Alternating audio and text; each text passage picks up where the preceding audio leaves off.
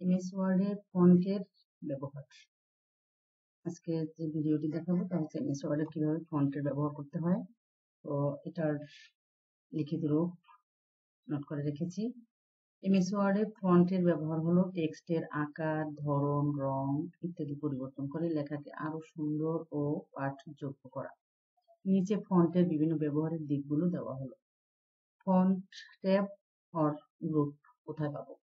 এই যে গ্রুপ ভিত্তিক যে এমএস ওয়ার্ডের clipboard, font group, paragraph group, style, editing এই বিষয়গুলো সম্পর্কে পূর্ণাঙ্গ একটা ক্লাস আপলোড করেছি। এখন আবার প্রত্যেকটা ইম্পর্টেন্ট বিষয়টাকে আবার আলাদা ভাবে আপলোড দেওয়ার চেষ্টা করতেছি। আশা করি এর মাধ্যমে সবাই ভালোভাবে বুঝতে সক্ষম হবে।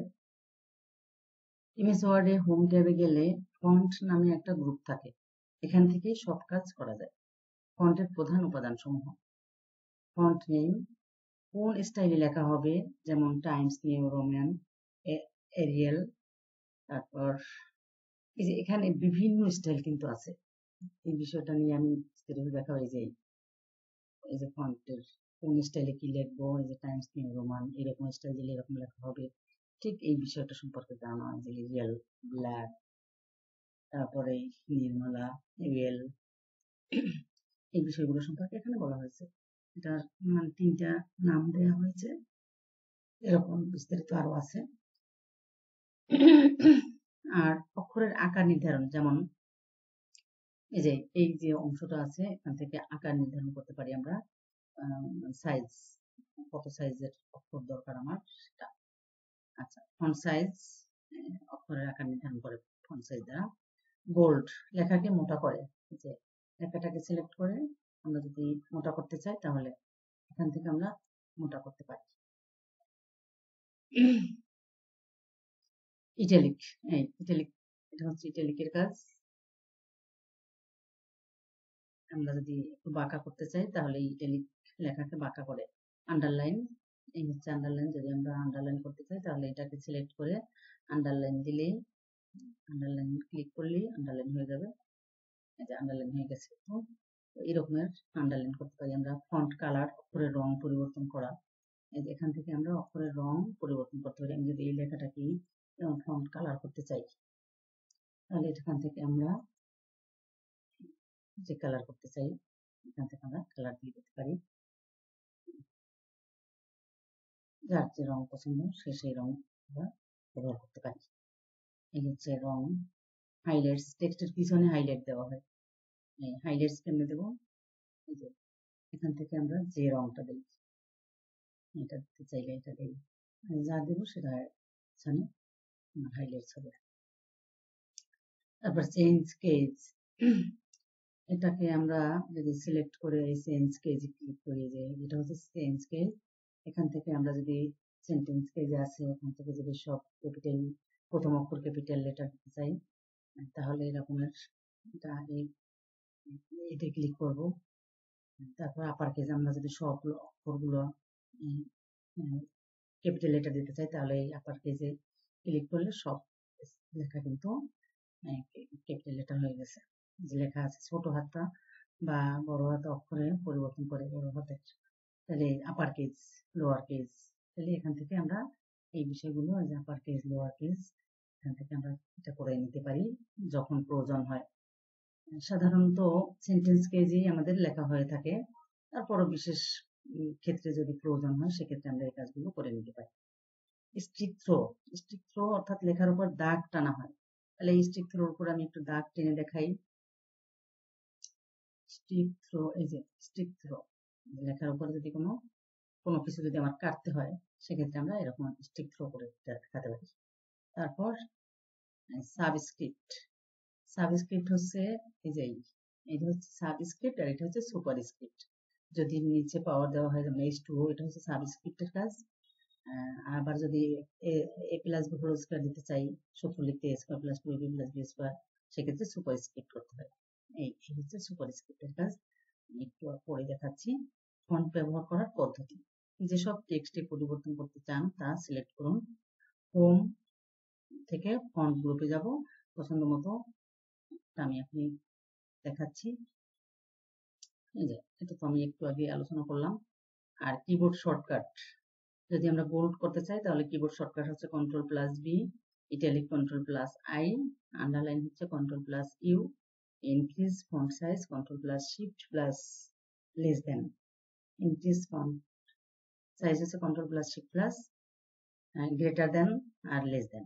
ডিক্রিজ মানে ছোট হওয়া আর ইনক্রিজ মানে বড় হওয়া, তাহলে গ্রেটার দেন লেস দেন। আর ব্যবহারিক উদাহরণ হচ্ছে যদি আমরা শিরোনাম দিতে চাই তাহলে এরকম সিলেক্ট করে বোল্ড কালার ডার্ক ব্লু করতে চাই, এভাবে আমরা করে নিতে পারি। এবার আমি সরাসরি এই কাজটা দেখাবো। প্রায় কাজই আমার দেখানো হয়ে গেছে। তাহলে এটাকে আমি এই যে ফন্ট স্টাইল পরিবর্তন করে দেখাতে চাই। এই যে আমি টাইমস নিউ রোমান দিলাম। সাধারণত বইয়ের অক্ষরগুলো ইংরেজি, টাইমস নিউ রোমান করা হয়। এরপর যদি আমি চাই যে বিভিন্ন স্টাইল দেবো, এই যে এই স্টাইল দিলে দিতে পারি। আমি যদি চাই যে লেখাটা আমাদের এই স্টাইলে হবে তাহলে কিন্তু এই স্টাইল করে নিতে পারি। তো এই হচ্ছে লেখার স্টাইল। আর কোনো জিনিস সিলেক্ট না করলে কিন্তু সে সহজে ধরবে না, কারণ আমরা সিলেক্ট না করলে এটার কোনো কাজই করতে পারবে না। এরপর এটাকে আমি একটু বোল্ড করে দেখাই। এটাকে বোল্ড করি, এই যে বোল্ড হলো, এখন বোল্ড ছিল দেখে বোল্ড, এই যে বোল্ড করা, তার মানে এই অক্ষরের চেয়ে এই অক্ষরটা একটু মোটা অক্ষর। এই হচ্ছে বোল্ডের কাজ, লেখাটাকে মোটা করা হয়। আর আমি যদি চাই এটাকে একটু বাঁকা করবো তাহলে ইটালিক করলাম, বাঁকা স্টাইল যদি প্রয়োজন হয় সেক্ষেত্রে আমরা এটাকে ইটালিক করে দিলে বাঁকা হয়ে যাবে।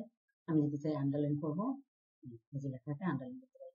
এখান থেকে যদি আমি মোর আন্ডারলাইন আছে, এখান থেকে যদি আমি ডাবল আন্ডারলাইন করতে চাই তাহলে ডাবল আন্ডারলাইন করতে পারি। আবার এই যে আমি এরকম ডট ডট দিতে চাই তাহলে এভাবে দিতে পারি।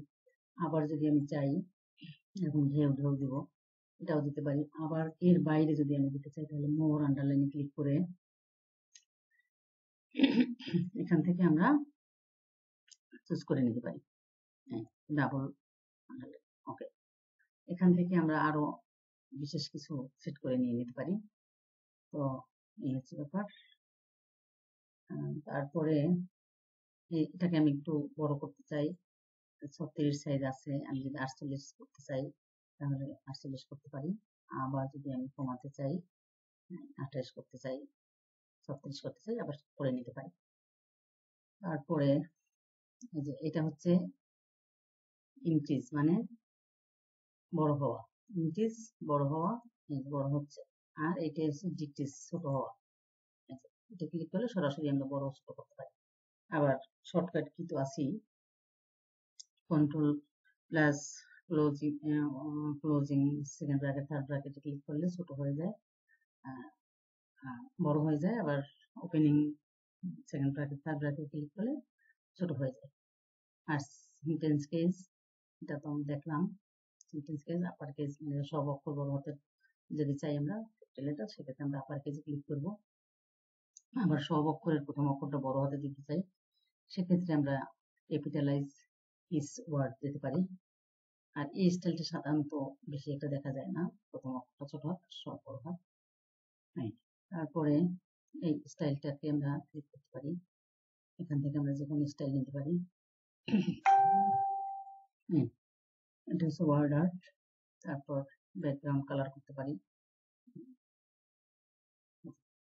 এটাকে আমি এবার ফন্ট কালার চেঞ্জ করব।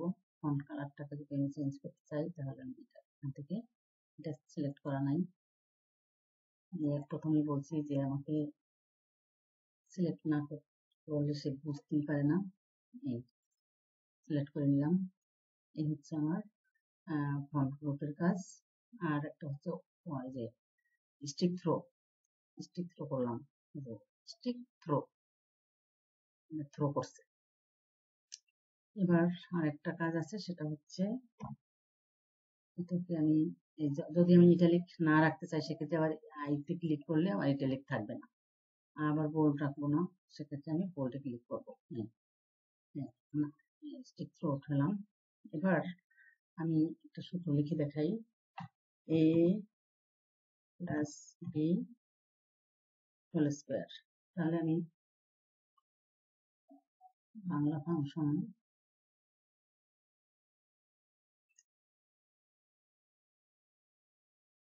আচ্ছা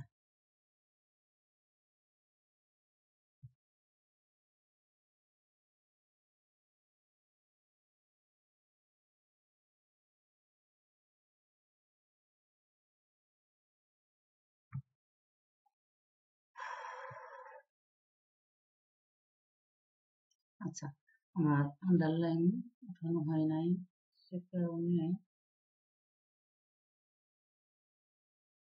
এটাকে আমি নাম করে আসি, নাম করে আসলাম।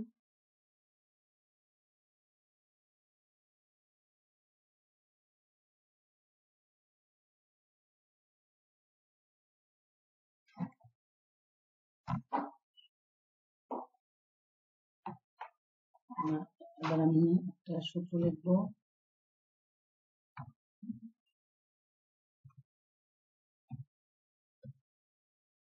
ইংরেজি সাধারণত প্রথম ফন্ট স্টাইলটা চেঞ্জ করে দেই, ভালো লাগছে না। এবার আমি এটাকে যদি লিখি তাহলে কি হয়, 2ab b স্কয়ার। এখন এটাকে যদি আমি সিলেক্ট করে তারপরে এই সুপার স্ক্রিপ্ট দিই তাহলে পাওয়া যায়।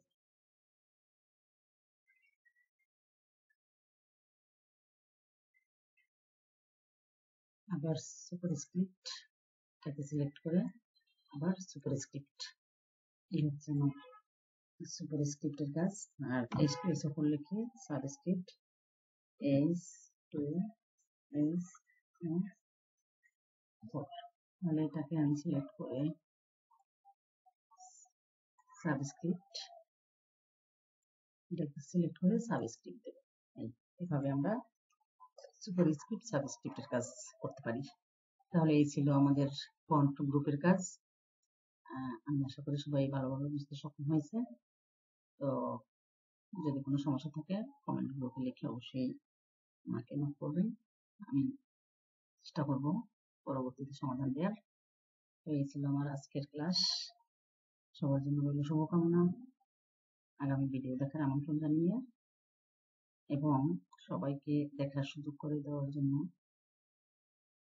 যদি ভালো লাগে তাহলে অবশ্যই অন্যকে দেখার সুযোগ করে দেবেন। আল্লাহ হাফেজ।